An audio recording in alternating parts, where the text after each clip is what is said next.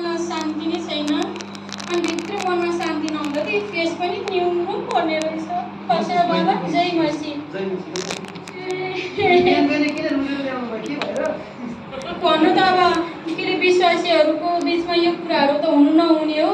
मण्डलीमा हामीलाई शिक्षा त त्यसरी दिनुभएको थियो, तरै पनि एकजना त्यो बहिनीले कि उहाँ पनि विश्वासी नै हुनुहुन्छ, उहाँ पनि आउनुहुन्छ कि मण्डली, तर उहाँले चाहिँ अहिले पनि मेरो मसँग भेट्दा चाहिँ राम्रो बोल्नुहुन्छ।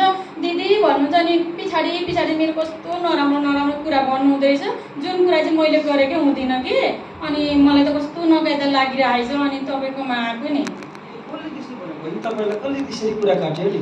उहाँलाई बोलाउनु पाएको राम्रो हुन्थ्यो। हजुर उहाँ पनि हुनुहुन्छ, नजिकै हुनुहुन्छ, आउँदै हुनुहुन्छ, आइपुग्नु लाग्नुभयो होला।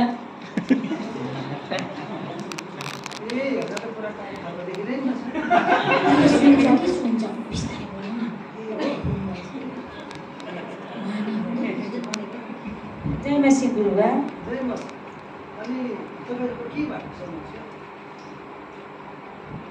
यहाँ हेर्नुहोस् न, जय मसी बहिनी, तपाईँ पनि सेवा नै आउनुहुँदो रहेछ नि। प्रभुले त त्यसको प्रेम गरेर भन्नुभएको छ, त्यही भएर जय मसी भन्न बाध्यता परेँ।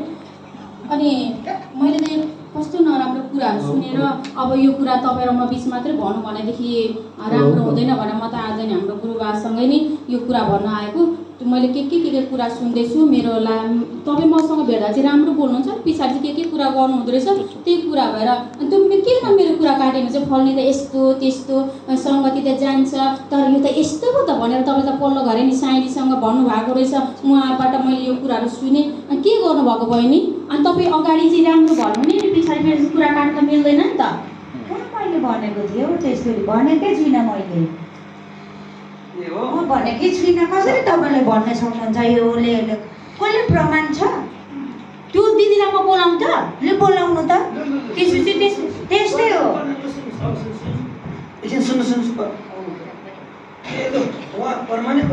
हुनुहुन्छ त नि दिदी, आउँदैन, आइपुग्न हान्नु भएको छ तपाईँलाई। हेर्नु न अहिले फाइट चाहिँ पर्नु नपरोस् न फेरि।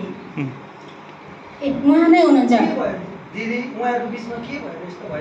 हो होइन? तपाईँले सुन्नुभएको मेरो नराम्रो नराम्रो कुरा उहाँले गर्नुहुँदो रहेछ, तपाईँले सुन्नुभएको होइन भनेर भनिदिनुहोस् त। गर्दै हुन्थ्यो, मैले सुनेको त। मैले गरेको थिएँ दिदी, मैले गरेको थिइनँ। अस्ति भन्दै हुन्थ्यो दिदी बहिनी त यस्तो यस्तो भन्दै हुन्थ्यो। कहाँ मैले कुरा काटेको थिइनँ, कहाँ त्यसरी भनिहिँड्नु भएको त उहाँले? मैले कहाँ कुरा काटेको थिएँ? त्यसरी हुँदैन। तपाईँले मेरो कुरा काट्दै हुनुहुन्छ अरे, कुरा काट्नु हुँदो रहेछ, तर त्यस्तो तपाईँहरू बस्नुहोस् त शान्तिमा, बस्नुहोस् दिदी, तपाईँ बस्नुहोस् त। अब तपाईँले सुन्नुभएको रहेछ बहिनीलाई के भन्ने कुरा होइन, कुरा काट्नु भएछ। अब तपाईँ पनि यसुलाई विश्वास गर्ने, उहाँलाई पनि विश्वास, उहाँ पनि यसुलाई विश्वास गर्ने, उहाँ पनि यसुलाई विश्वास गर्ने, हामी पनि सबै यसुलाई विश्वास गर्ने। एउटा छोराछोरीले एकअर्काको कमी कमजोरी बताउनु त, सुधार गर्नु त राम्रै कुरा हो, तर कुरा काटेर झगडा लगाएर हिँड्नु चाहिँ राम्रो कुरा होइन।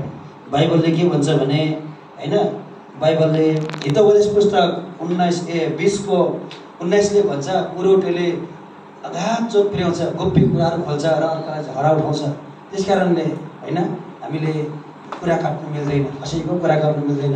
तपाईँले पनि सिधै गएर उहाँलाई भन्नुहोस् के कुरा भएको छ, अनि तपाईँले पनि उहाँ सिधै गएर भन्नुहोस् होइन। यो अरूलाई कुरा बतायो भने चाहिँ बाइबलको विरुद्धमा हुन्छ, परमेश्वरको विरुद्धमा हुन्छ। अनि त्यति मात्रै नभएर गलाती 6को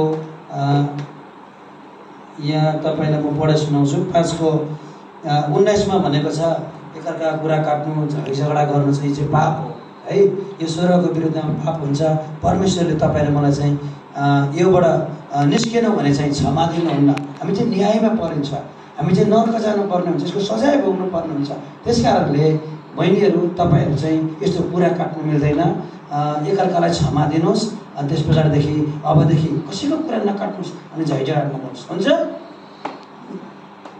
कुरा काट्नुहुन्न नि अबदेखि त? काट्नुहुन्न ल? अब तपाईँले पनि कुरा बोकेर हिँड्नुहुन्न नि अब, हो? ल त्यसो भने प्रार्थना गरौँ ल। परमेश्वर, हामी तपाईँलाई धन्यवाद दिन्छौँ। साँच्चै नै प्रभु,